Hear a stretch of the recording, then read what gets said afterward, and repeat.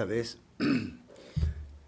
en el programa donde llevamos los libros a la televisión, vamos a hablar de un novelista magnífico latinoamericano, uruguayo, nacido en 1909 en Montevideo, un 1 de julio de 1909, y se trata, pues, nada más y nada menos que de Juan Carlos Onetti. Considerado sin duda uno de los narradores más importantes de la literatura uruguaya y latinoamericana y de la literatura de habla española. Fue Premio Cervantes, que se le otorgó en 1980. También fue merecedor del Gran Premio Nacional de Literatura de Uruguay en 1985. Sus novelas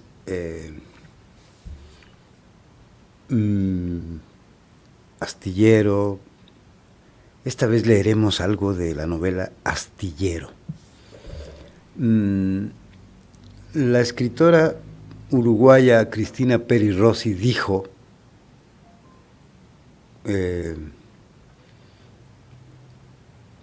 que era uno de los pocos existencialistas en lengua castellana.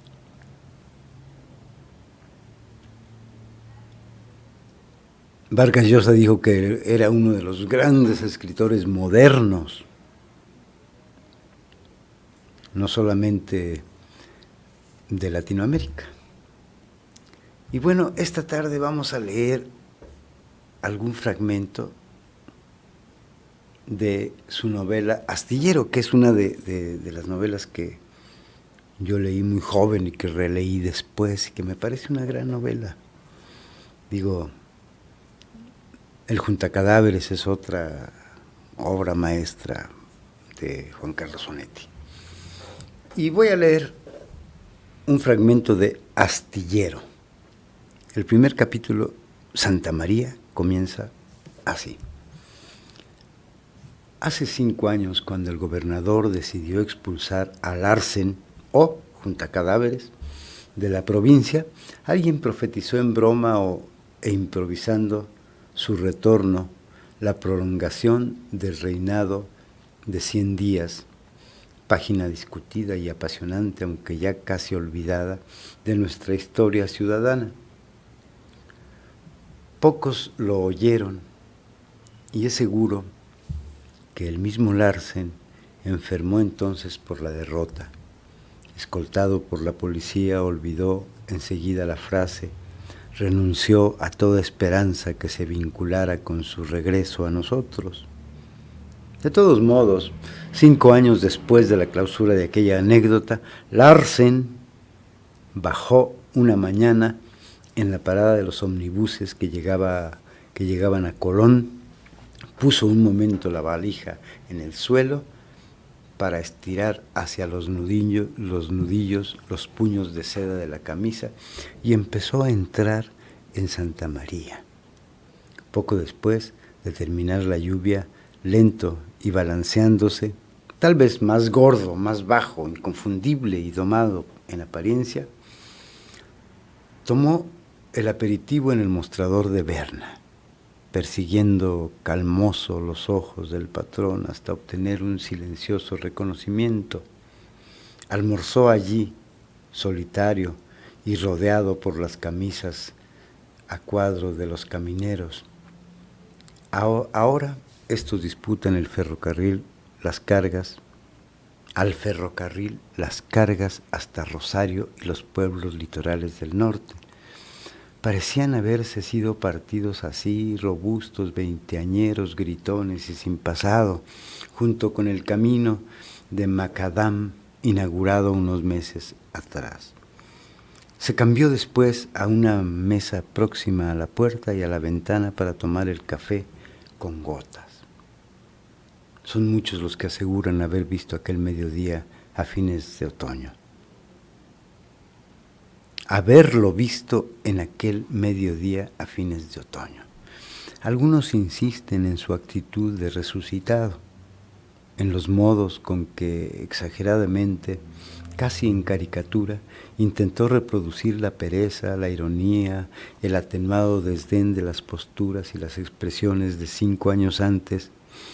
Recuerdan su afán por ser descubierto e identificado, el par de dedos ansiosos, listos para subir hasta el ala del sombrero frente a cualquier síntoma de saludo, a cualquier ojo que insinuara la sorpresa del reencuentro. Otros, al revés, siguen viéndolo apático y procaz, acodado en la mesa, el cigarrillo en la boca, paralelo a la humedad de la avenida Artigas, mirando las caras que entraban sin otro propósito que la contabilidad sentimental de lealtades y desvíos, registrando unas y otras con la misma fácil, breve sonrisa, con las contracciones involuntarias de la boca. Vamos a ver cómo se desarrolla esta historia un poco más adelante. Vamos a hablar un poquito de Juan Carlos Onetti Borges. Se apellidaba, el segundo apellido era Borges. Qué curioso. Miren, dijimos que nació en Montevideo, Uruguay, el 1 de julio de 1909 a las 6 de la tarde. Su padre se llamó Carlos Onetti, un funcionario de aduanas, y de Honoria Borges, descendiente de una familia aristocrática brasileña de Río Grande do Sul. Él tuvo 2 hermanos, uno mayor que él, que se llamaba Raúl, y una hermana menor que se llamaba Raquel. Onetti recordó su infancia como una época feliz siempre, ¿no? Ese paraíso perdido, ¿no? Describiendo a sus padres como una pareja muy unida y amorosa con los hijos. Creo que vivió una infancia feliz. Eso puede ser muy peligroso también, ¿no? Porque después la felicidad nos abandona, ¿no? El apellido original de su familia era Netti, de origen irlandés o escocés, tal vez. El escritor alguna vez comentó acerca de ese tiempo, dijo: el primero que vino acá, o sea, mi tatarabuelo, ese hombre era inglés, nacido en Gibraltar. Fue mi abuelo el que italianizó el nombre Onetti, con doble T. Bueno, Onetti en 1930 se casó con su prima, fíjense, María Amalia Onetti. En marzo de ese mismo año la pareja viajó a la ciudad de Buenos Aires, ahí donde se mudaron. Y en 31 nació el primer hijo, Jorge Onetti.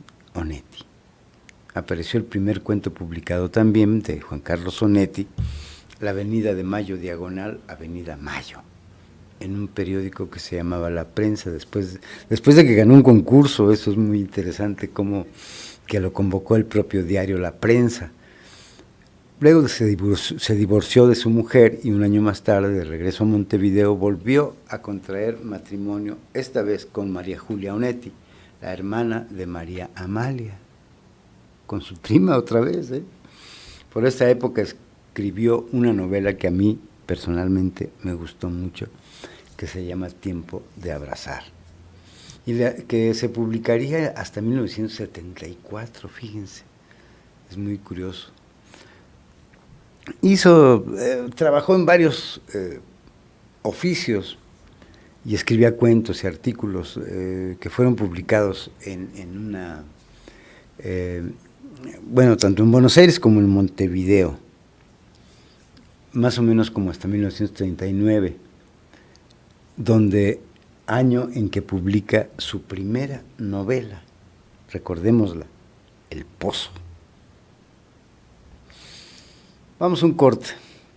Regresamos y seguimos hablando de Onetti y leyendo su novela Astillero.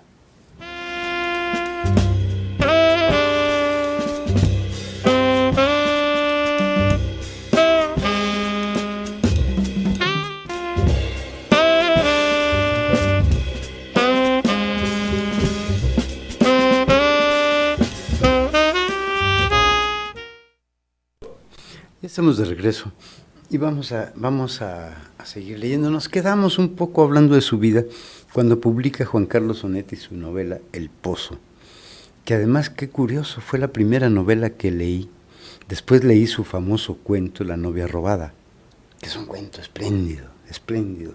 Pero El Pozo es una gran novela. Se ve ahí ya esa idea que decía Idia Villarino, ¿no?, que después fue su pareja, si no estoy mal informado. Se ven esos rasgos ya en La novia robada, en sus textos. Esa idea de un hombre que abrazaba el existencialismo, ¿no? Una idea de eso que podría después ser el existencialismo, y me parece pues muy legítimo. Aquí vamos a seguir leyendo este último fragmento del primer capítulo. Estamos hablando del personaje Lernes. Salió del hotel y es seguro que cruzó la plaza para dormir en la habitación del Berna. Pero ningún habitante de la ciudad recuerda haberlo visto nuevamente antes de que se cumplieran 15 días de su regreso. Entonces era un domingo. Todos lo vimos en la vereda de la iglesia, cuando terminaba la misa de 11, artero, viejo y empolvado, con un diminuto ramo de violetas que apoyaba contra el corazón. Vimos a la hija de Jeremías Petrus, única, idiota, soltera, frente a Larsen, arrastrando al padre feroz y giboso, casi sonreír a las violetas, parpadear con terror y deslumbramiento, inclinar hacia el suelo, un paso después, la boca en trompa, los inquietos ojos que parecían viscos. Es el final del primer capítulo. Y luego aquí el siguiente, que es, bueno, el astillero. Fue casualidad, claro, porque Larsen podía saberlo. De todos los habitantes de Santa María, solo Vázquez, el distribuidor de diarios, puede aceptarse como posible corresponsal de Larsen durante los 5 años de destierro. Y no está probado que Vázquez sepa escribir, y no es creíble que el astillero en ruinas, la grandeza y decadencia de Jeremías Petrus, el caserón con estatuas de mármol y la muchacha idiota sean temas de cualquier hipotético epistolario de Froilán Vázquez.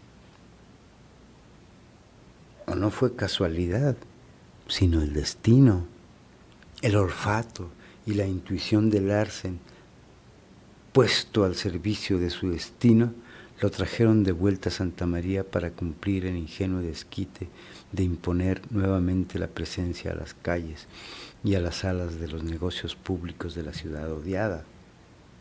Y lo guiaron después hasta la casa con mármoles, goteras y pasto crecido, hasta los enredos de cables eléctricos del astillero. 2 días después de su regreso, según se supo, Larsen salió temprano de la pensión y fue caminando lentamente, acentuados para quienes pudieran conocerlo, el balanceo, el taconear, la gordura, aquella expresión de condescendencia, de hacer favores y rechazar el agradecimiento, por la rambla desierta hasta el muelle de pescadores. Desdobló el diario para sentarse encima estuvo mirando la forma nublada de la costa de enfrente, el trajinar de camiones de la explanada de la fábrica de conservas de Enduro, los botes de trabajo y los que se apartaban, largos, livianos, incomprensiblemente urgidos del club de remo. Sin abandonar la piedra húmeda del muelle, almorzó pescado frito, pan y vino, que le vendieron muchachos descalzos, insistentes, vestidos aún con sus harapos de verano. Vio el derribo de la balsa y su carga, examinó con negligencia las caras del grupo de pasajeros, bostezó, separó de la corbata negra el alfiler con perla para limpiarse los dientes, pensó en algunas muertes y esto lo fue llenando de recuerdos, de sonrisas despectivas, de refranes, de intentos de corrección, de destinos ajenos, en general confusos, ya cumplidos hasta cerca de las 2 de la tarde. Cuando se levantó, hizo correr los dedos, 2 dedos ensalivados por la raya de los pantalones. Recogió el diario aparecido la noche anterior en Buenos Aires y se fue mezclando con la gente que descendía la escalinata para ocupar la lancha entoldada, blanca, que iba a remontar el río. Ay, la prosa, muy buena prosa, ¿no? Esa es una cosa que a mí me gusta de Onetti, una prosa muy clara, ¿no? Clara, digamos, no fácil, es distinto.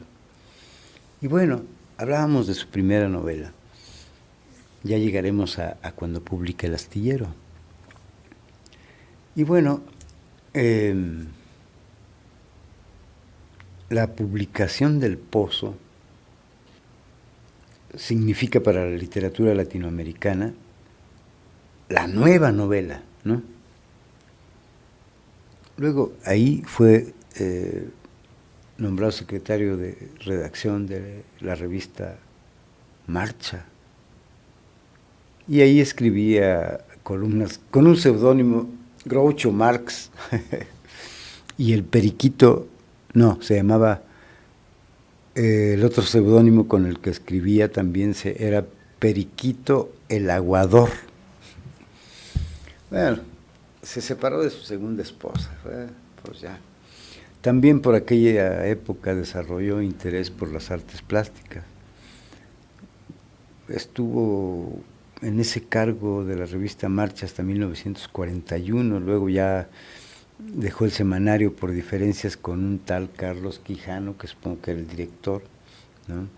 Y empezó a trabajar en las agencias de noticias, en Reuters. Ese año Onetti obtuvo el segundo lugar con su novela Tierra de Nadie, que es otra buena novela, la cual publicó en 1941 en un concurso convocado por la editorial Losada, que en ese tiempo era una gran, publicó la primera edición del Túnel, publicó la primera edición de las obras de Borges, de los cuentos de Borges, pero fíjense, publicó ahí, no, más bien, el jurado de ese premio que ganó, en donde ganó el segundo lugar, les voy a decir quiénes estaban de jurados. Bueno, Guillermo de la Torre, Nora Lunch y Jorge Luis Borges. El primer lugar se le dio a una novela llamada Es difícil empezar a vivir, de Bernardo Berbinsky. No la conozco, no tengo idea. Ahora, ahí comienza ya, pues, su carrera literaria, ¿no? Luego trabajó también en una revista que se llamaba Vea y Lea, y otra revista que se llamaba Ímpetu. Vea y Lea. Luego publicó un texto que no conozco, que es su tercera novela, que se llama Para esta noche. Habrá que leerla. Ya después se volvió a casar en 1945 con una compañera de Reuters, una mujer neerlandesa, Elisabeth Maria Pekelharing, y luego nació su hija Isabel, Isabel María Onetti, le decían Liti. Bueno, ya en el año 50 publica La vida breve, que es otra de sus novelas. Esa sí la conozco y me parece, digo, todo lo de Onetti a mí me parece extraordinario. Publica La vida breve. A ver, déjenme ver cuándo publica Los adioses, que esa es una novela corta que a mí me encanta. Creo que Los adioses es una de las obras que se consideran más importantes de la lengua inglesa, nada menos, ¿no? En 55 regresó a Montevideo. Yo estaba en Buenos Aires, ¿no? Y comenzó a trabajar en el diario que se llamaba Acción. Por cuarta vez se casa, a ver. Esta vez con la joven argentina de descendencia alemana que se llamaba Dorothea Muff. Dolly, le decían. Y se convirtió, creo que en la última pareja, ¿no? En 59, ya a finales de los 50, publicó la novela corta que a mí me parece fue de las novelas que me asombró. Para una tumba sin nombre. Fíjense, eso es una novela que a mí me sacudió, me gustó mucho además. Yo la leía con mucho entusiasmo. El título a mí me encanta, ¿no? Bueno, ya a principios de los 60 es cuando publica Astillero. A mí Astillero me gusta mucho, la he leído 2 veces. Y bueno, ya después publica al personaje de su novela Astillero, le apodan el Juntacadáveres, ¿no? Bueno, en 61 publica Astillero y en 64 publica su novela Juntacadáveres, como una sola palabra. Una novela que fue finalista del premio Rómulo Gallegos, si no mal recuerdo, de Venezuela. Pero bueno, seguimos ahorita leyendo Astillero y vamos a seguir hablando de Juan Carlos Onetti, un gran escritor sin duda, que no le hicieron mucho caso, pero vamos a un corte, regresamos y continuamos.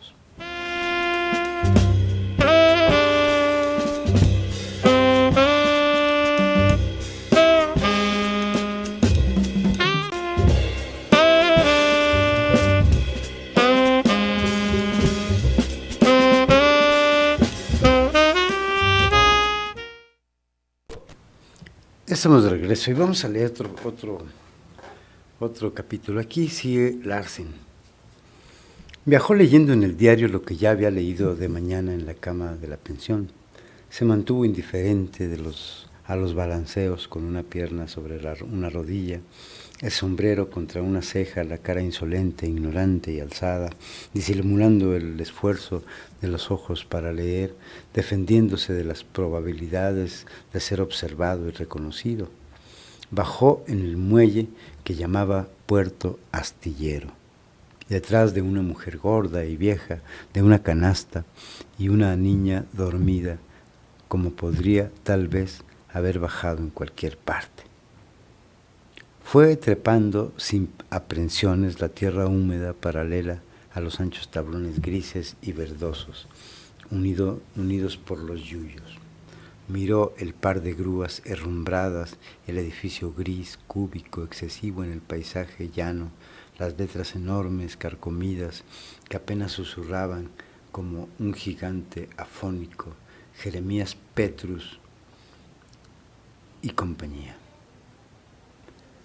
A pesar de la hora, 2 ventanas estaban iluminadas. Continuó andando entre casas pobres, entre cercos de alambre con tallos de enredaderas, entre gritos de cuscos y mujeres que abandonaban la alzada o interrumpían el fregoteo en las tinas para mirarlo con disimulo y esperar. Calles de tierra o barro, sin huellas de vehículos, fragmentadas por las promesas de luz de las flamantes columnas de alumbrado, y a su espalda el incomprensible edificio de cemento, la rampa vacía de barcos, de obreros, las grúas de hierro viejo que habrían de chirriar y quebrarse en cuanto alguien quisiera ponerlas en movimiento. El cielo había terminado de nublarse y el aire estaba quieto, augural. Poblacho verdaderamente inmundo, escupió Larsen.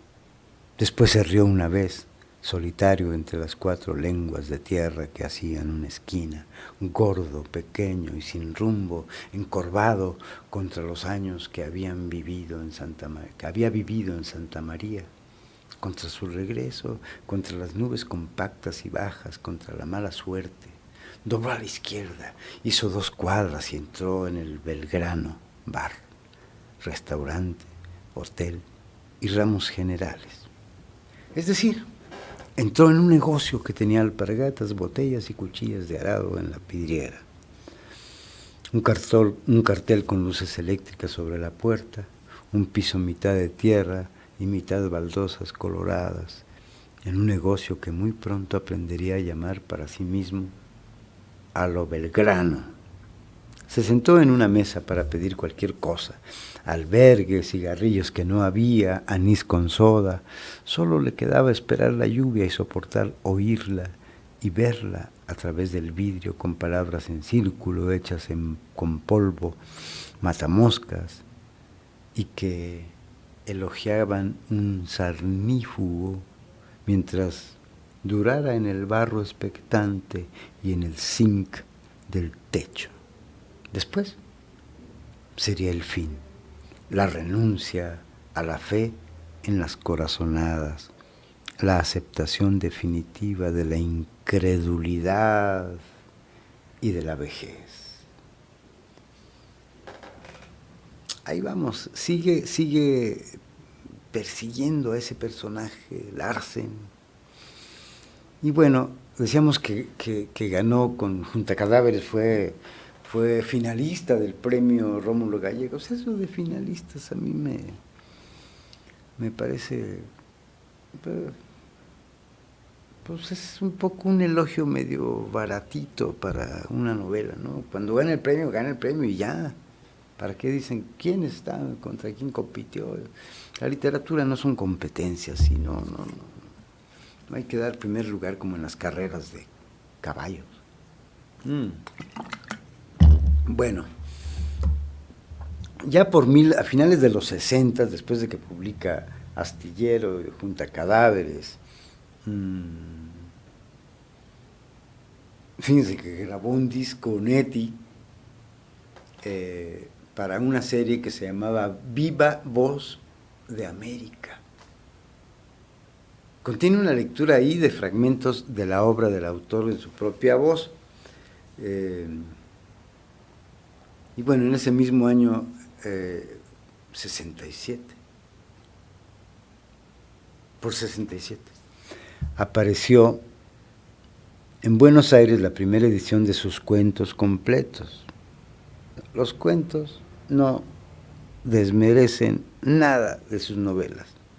El mismo nivel de calidad, a mí me parece.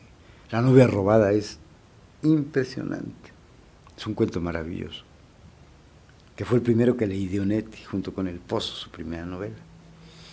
En ese tiempo que Siglo XXI había publicado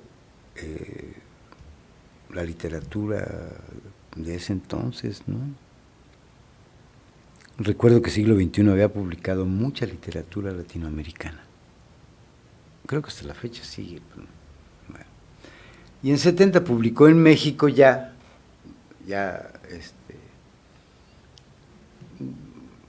conocimos ya la edición de las obras completas. Luego, ¡ay, se me había olvidado! La muerte y la niña. ¡Qué barbaridad! ¡Qué barbaridad! Una novela cortita. Una novela corta, La muerte y la niña. La publicó en 1974, según sé. Y yo la leí. Yo, Onetti, empecé a leerlo como en los 80s, a principios del 81, 80, yo leía a Onetti con mucha fruición, con muchas... hasta su última novela, ¿no? Ya les diré cómo se llama. Me gustó muchísimo. Que además tiene un título así como, pues ya me estoy despidiendo del mundo, ¿no? Ya les diré cómo se llama. O bueno, se los digo. Cuando ya no importe. Después muere. Bueno, en 74 publicó ahí Tiempo de abrazar, La muerte niña en 73, otra vez en México los cuentos completos, ¿no? Y luego fue jurado ahí de un premio anual de narrativa que organizaba la revista Marcha.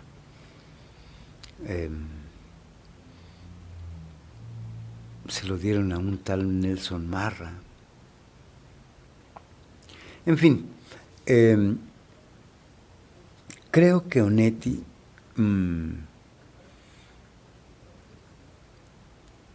aquí hay una cosa que dice, le otorgó el premio con una novela que se llama El guardaespaldas, fue jurado de ese premio, debido a que tanto el relato como su autor fueron censurados por el dictador. Aquí viene lo interesante, por el dictador uruguayo Juan María Bordaberry, le sonará el nombre. Onetti fue detenido y encerrado en un hospital psiquiátrico. ¿Qué tal? Y luego logró salir, ¿no? 3 meses, a los 3 meses, gracias a la intervención del entonces director de Cuadernos Hispanoamericanos, el poeta español Félix Grande. Qué curioso, ¿no? Está loco.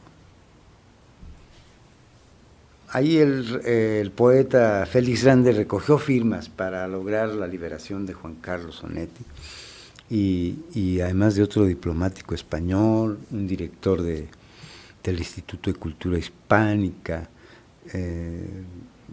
Luego estuvo en Buenos Aires de nuevo y fue invitado nuevamente a Madrid, al Instituto Internacional de Literatura Iberoamericana, y ahí participó en un congreso sobre el barroco. Ahí toma la decisión de quedarse a vivir en España, fíjense nada más. Ya los años de Onetti en España, pues bueno, se caracterizaron por una menor producción literaria, pero de muchos premios y participaciones en congresos también. En 79 se publicó una novela que a mí me gusta mucho el título y que no conozco, fíjense, Dejemos hablar al viento. Ahora que he retomado a Onetti, me debo esas novelas, que además es con la que concluye esa serie de novelas que tratan de Santa María. Déjenles platico una anécdota. Su hijo era ingeniero civil y Onetti reconstruyó la ciudad en planos. Su hijo le ayudó. Hizo su propia ciudad, esa que aparece en Astillero, que aparece en Junta Cadáveres, y que termina, según se dice, en Dejemos hablar al viento. Ahí termina la saga de Santa María, digamos, de toda esa mitología que Onetti ha construido en sus novelas, ¿no? Y que además construyó la ciudad. Es muy interesante. A mí se me hacía muy gracioso cómo su hijo pudo ayudarle a construir, reconstruir, transformar una ciudad para construir la Santa María de sus novelas. ¿no? Eso se me hace... Son 3 novelas las que tratan Santa María. Yo conozco las dos de ellas, ¿no? El astillero y Juntacadáveres. La vida breve también, sí es cierto, entonces conozco las 3. Y hay un final de esta misma saga, que es, ¿cómo se llama la del viento? Dejemos hablar al viento, ¿no? Esta trilogía está dedicada a su amigo Juan Ignacio Tena Ibarra, en agradecimiento a las gestiones que emprendió para permitir su liberación. Y digo, además de esta novela, continuó escribiendo artículos, siempre fue muy activo, ¿no?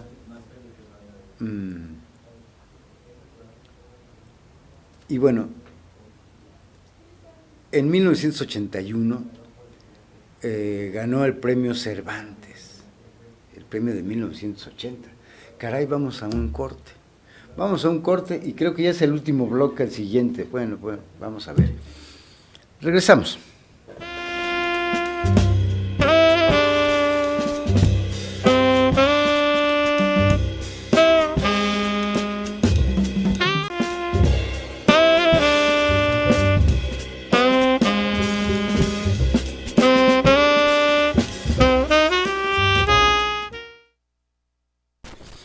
Ya estamos de vuelta. Y bueno, hay que hablar aquí de ese momento, principios de los 80, cuando obviamente ya Juan Carlos Onetti vivía en España, ¿no? A ver, ya en 81, fíjense que estas novelas tratan de algún modo y de una manera muy fina esos términos de el problema de los exiliados latinoamericanos, ¿no?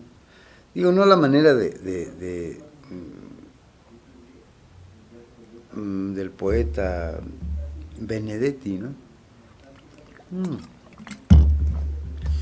Él lo martajó mucho, lo estuvo masticando mucho. Incluso me parece a mí que hubo algunos escritores y poetas que hicieron una especie se hicieron víctimas de, bueno, pobrecitos, es decir, como en México yo supe que llegaron algunos exiliados chilenos, por ejemplo, y también uruguayos, donde se les había quemado su título de doctor en tal y se instalaron en las universidades tanto de Puebla como la UNAM, como donde pudieron, y pues ahí estaban. En fin, hicieron con el exilio muchas cosas inmerecidas, ¿no? Pero bueno, Juan Carlos Onetti toca el tema de esos problemas de los exiliados latinoamericanos de una manera muy fina, y él jamás estuvo haciendo lo que hacía Benedetti, ¿no? En 81 fue anunciado como el ganador del premio Cervantes de 1980, un año antes lo ganó. Y bueno, ya habíamos dicho eso, pero ese mismo año, fíjense, bueno, cuando llegan los grandes premios para los escritores, ya les quitan el tiempo y ahí lo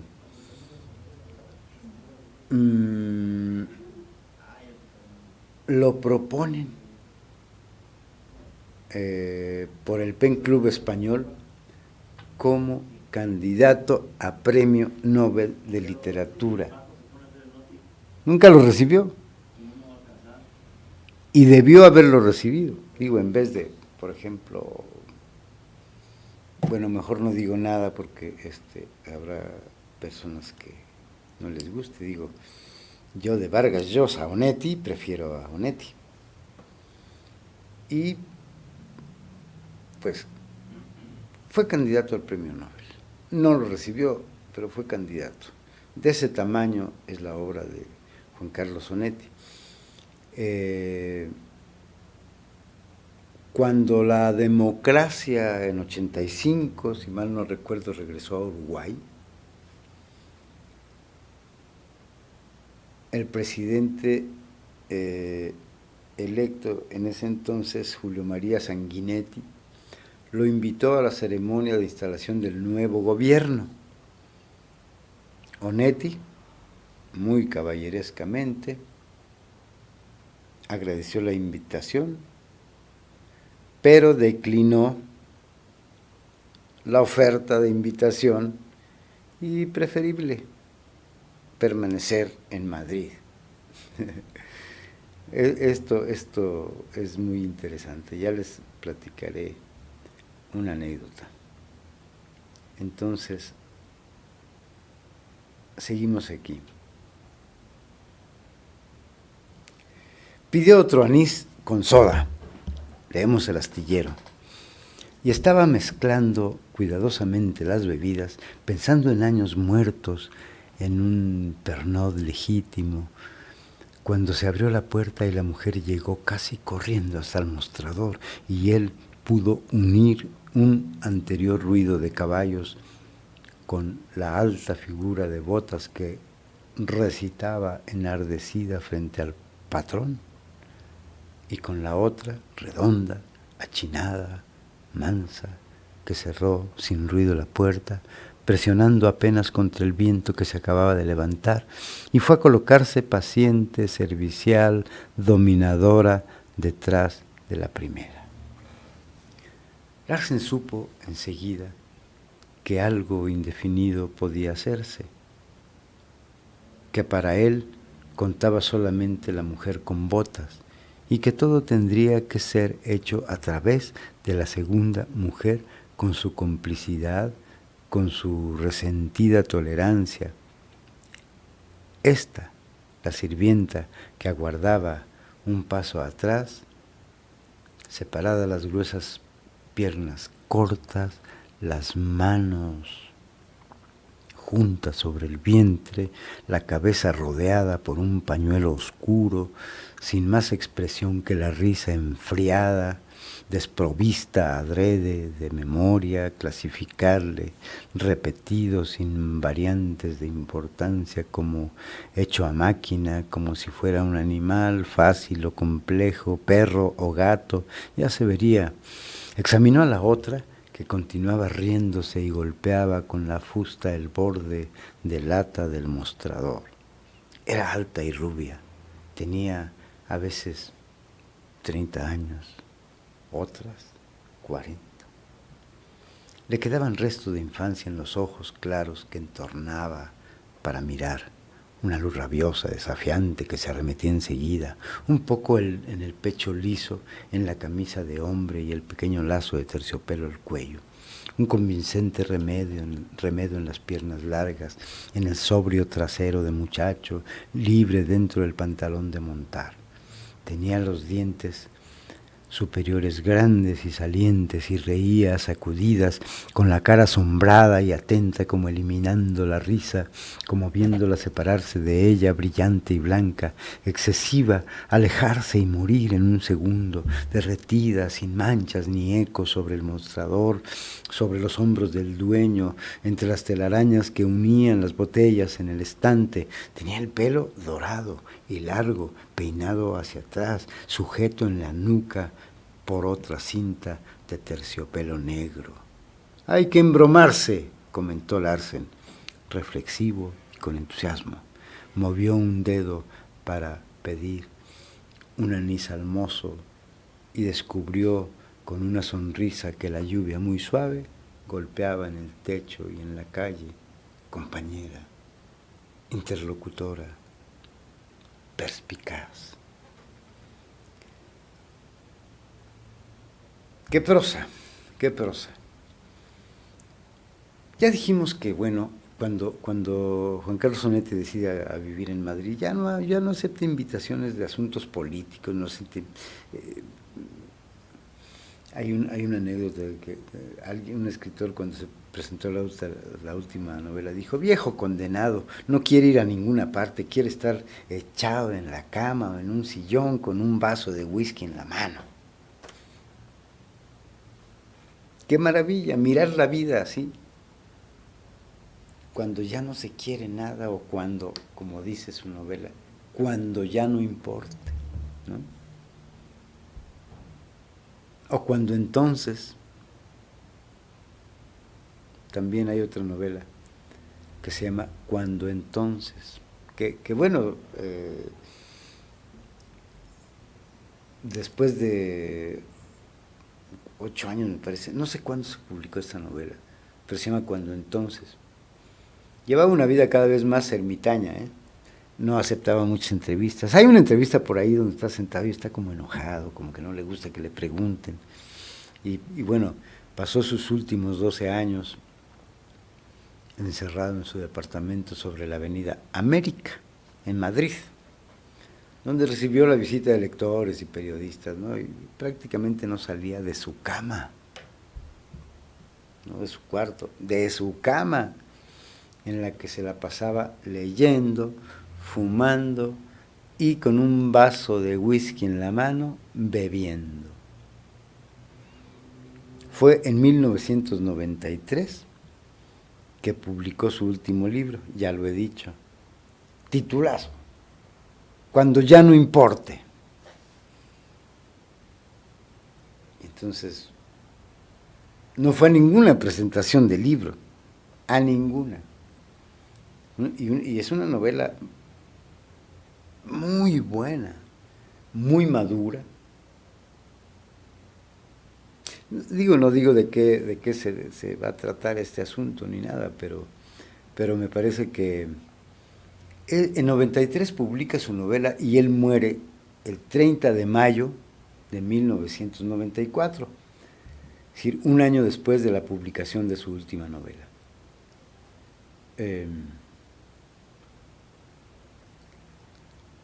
¿Y qué más decimos, no? Falleció en una clínica madrileña a causa de problemas hepáticos.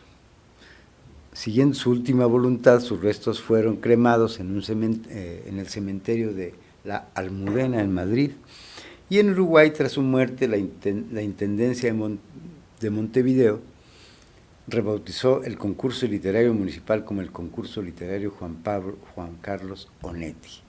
Ya nos vamos. Hemos hablado de un escritor grandioso que a mí me parece de verdad espléndido. Leo un capítulo, un fragmento, un párrafo para despedirme. Entonces Larsen alzó del mostrador la fusta, veloz y cortés, para ofrecerla a la mujer del pelo negro, la risa y las botas, sin palabras, sin mirarla.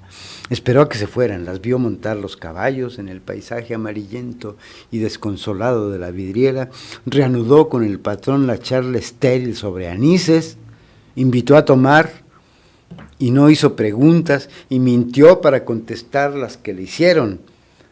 Oscurecía. Y apenas lloviznaba cuando empezó a moverse para tomar la última lancha a Santa María. Anduvo lento, dejándose mojar por las gotas que caían de los árboles hasta la penumbra y la soledad del muelle. No quería proyectar, ni admitir, pensó distraído en la mujer del traje de montar. Imaginó el ímpetu y el hastío. Recuerden, amigos, que un día uno no ha de admitir lo que la memoria arroja, pero si queda el ímpetu, el hastío, aunque sea imaginado, tendremos algo que contar en el futuro. Yo soy Neftalí Coria. Hasta la próxima.